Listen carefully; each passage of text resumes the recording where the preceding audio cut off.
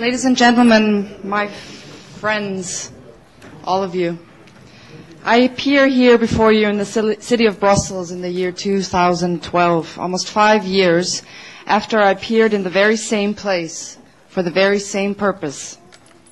Brussels is the capital of Europe, and by all rights should be an enlightened city in the heart of an enlightened continent.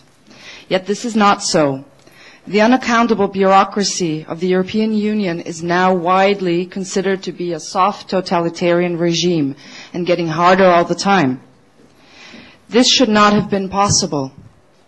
Our basic freedoms have long been guaranteed, first by the Universal Declaration of Human Rights, passed by the United Nations in 1948, and then buttressed by the Council of Europe in 1950 through the European Convention of Human Rights, which was later affirmed by the European Union.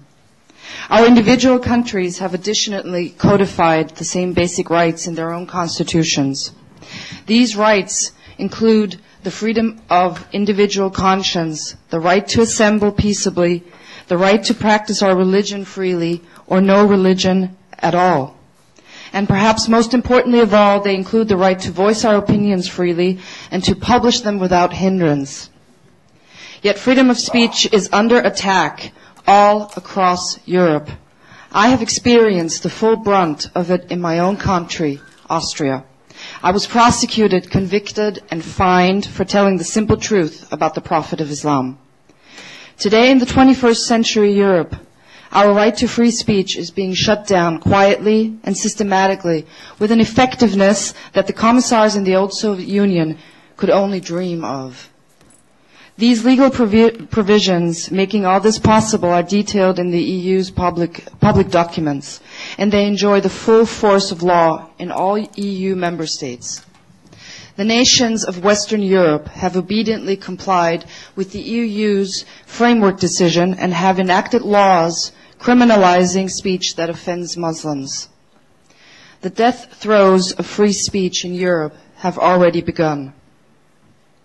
In the fall of 2009, I was made aware that hate speech charges might be filed against me.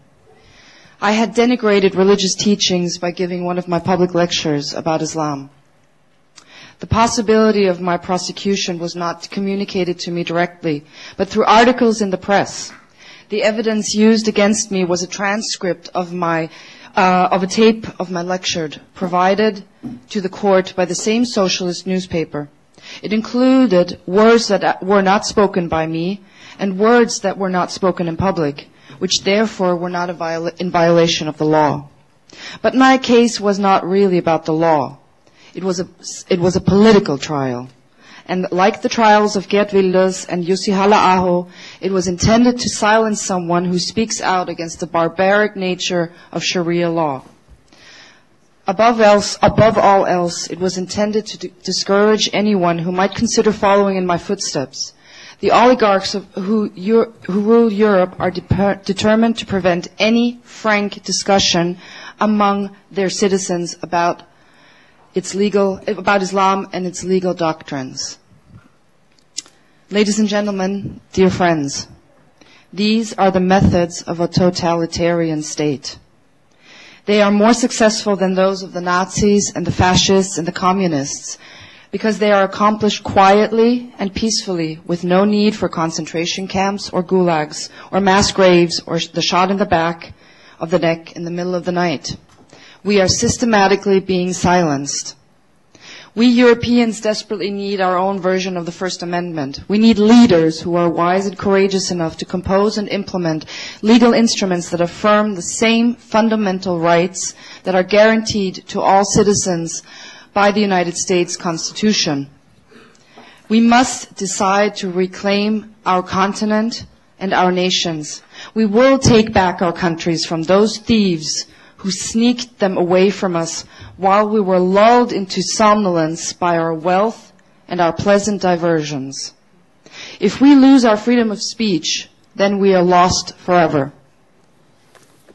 I am not a victim. I intend to continue to stand up for what is right. I will defend what needs to be defended. And above else, I will continue to exercise my God-given right to speak freely about what is happening. Freedom of speech is the single most important freedom we possess.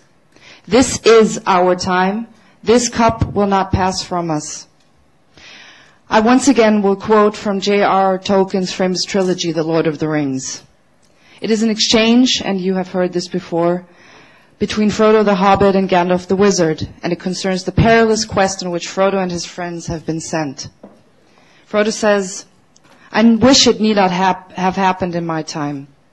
To which Gandalf responds, "So do I, and so do all who live to see such times.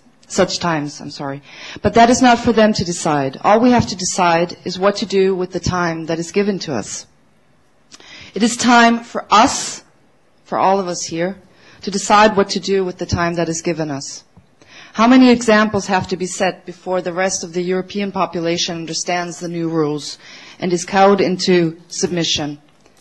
And we must remember to whom our children will be submitting in the end.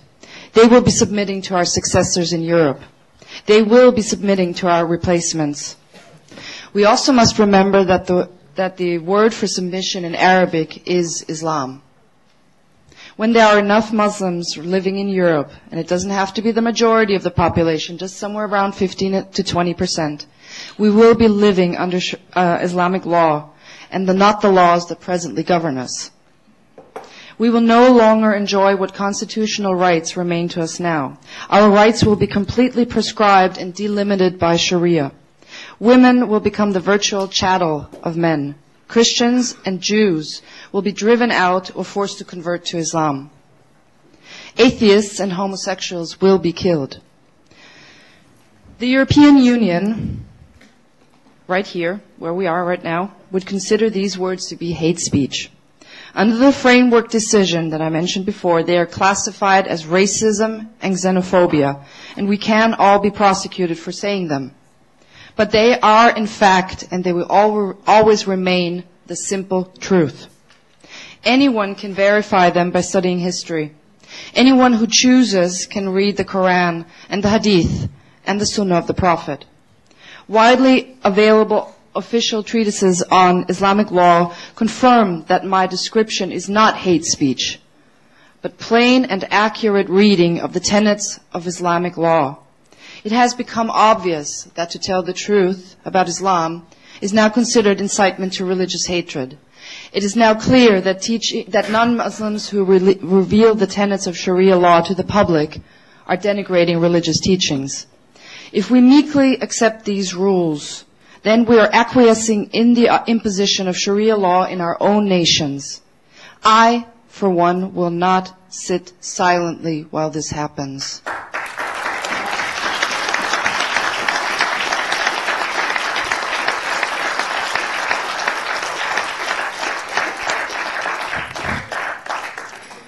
I don't want my daughter to live under Sharia. Never, ever. Our time is short. If you and I, if all of us sitting in this room today do not envision an Islamic future for ourselves, then we must speak out now, and we must continue to speak out. If we wish to preserve our right to speak and publish freely, then we must exercise it now, and we must continue to exercise it. I wish this need not have happened in my time, but it has. We must make full use of the time that remains to us, and I really hope that you're going to join in, and we're all going to work together, and I thank you very much for all of you who have come today. Thank you.